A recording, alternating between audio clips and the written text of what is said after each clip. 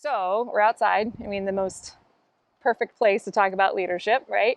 And I told you we'd be talking about leadership lessons from animals, and we will get there. But to start with, we're going to talk about leadership lessons from trees. Okay. But these trees know how to withstand waves. They know how to grow prosperously, and they know how to basically create habitat for other animals. Okay, so you're going to share that with me, how they do that. Yeah, because I talk about 3 steps of how to deal with change. And the first one is the red mangrove tree. I'm going to give that leaf to you. So this leaf is the red mangrove leaf, and it's exactly those things. It's waxy and durable because it doesn't want to let the salt water in as it's living. This is the first species. You know, you see, look where we are. We see the ocean out there, and then the first species of tree we see is the red mangrove.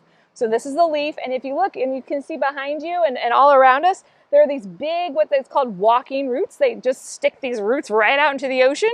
The animals around it love it because the little fish can come in here. It's a nursery for little animals. Oh. So, very first step of leading change, just like this red mangrove, is to assess where you are starting from. This red mangrove is reaching out. It's the very basis of dealing with those waves of change. You've got to stop and assess and think about where you are.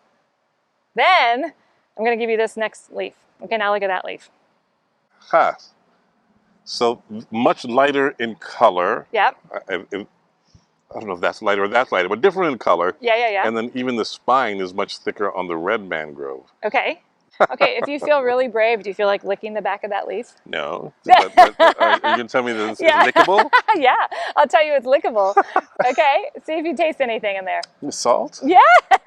So it lets the salt in? Yes. No, okay, so this leaf, this tree doesn't let anything in. So you're assessing where you are as a change. But now you're building a plan. This is a black mangrove species. This was a red. This is a black mangrove species. And what they do is they actually let some of that salt in. So just like a leader, you're building a plan like, okay, we're working with the change here, but they excrete the salt. They don't want to keep that salt in its body. It's too much. So that's the middle step. You're building a plan. You're dealing with the change. You're excreting the things that you don't want to deal with, right? Because a plan needs to be finite.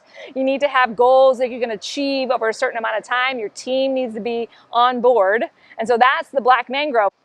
I want you to imagine that I hand you a third leaf, and this third leaf is round compared to these 2 leaves. Okay. And right here at the base of the stem on this third leaf, it would have 2 nodules, kind of look like Frankenstein. Mm-hmm. And that is the white mangrove tree. And so the white mangrove tree is the last species, but actually my favorite part of the change process, because I think, and maybe you've had this experience too, I've been led by people, and I've done it as a leader myself, where, okay, we know where we're going, we've built the plan, and then we just start to do, because we have to, right? Yeah. Things are rolling, we have to meet these demands, we have to meet our goals. We forget the crucial step, which is what the white mangrove reminds us. There's 2 nodules, because it's commit to action and communicate to the people that are going to be affected by the change. Maybe that means that they are actually the ones doing the change, and maybe that's the ones who are the stakeholders involved. Okay, the white mangrove leaf, these 2 little nodules actually excrete sugar, and so it attracts all of the little bugs and such to eat it. Oh, okay. So that's my indication that, like, look at the way that committing to action is fruitful for the tree, and also communicating. And commit sounds really weird, like, yeah, you've gone through all this, it sounds like you should just be able to do it. But how many times have you said, like, yep, I'm totally going to go to the gym tomorrow? And Many times. Many times. And then it's tomorrow and you don't go. So you've got to be strategic and intentional about it, and just like communication. You've got to know who you're communicating to, what the message is going to be, who's doing the messaging, who the messenger is, and then what you want them to do with all this, how to take action. This shoreline would not be what it is. These animals would not have a habitat here. And it would not be able to withstand the hurricanes and the storms that come here. Change keeps coming, weather keeps coming, storms keep coming, and these mangroves are important, just like this process is important.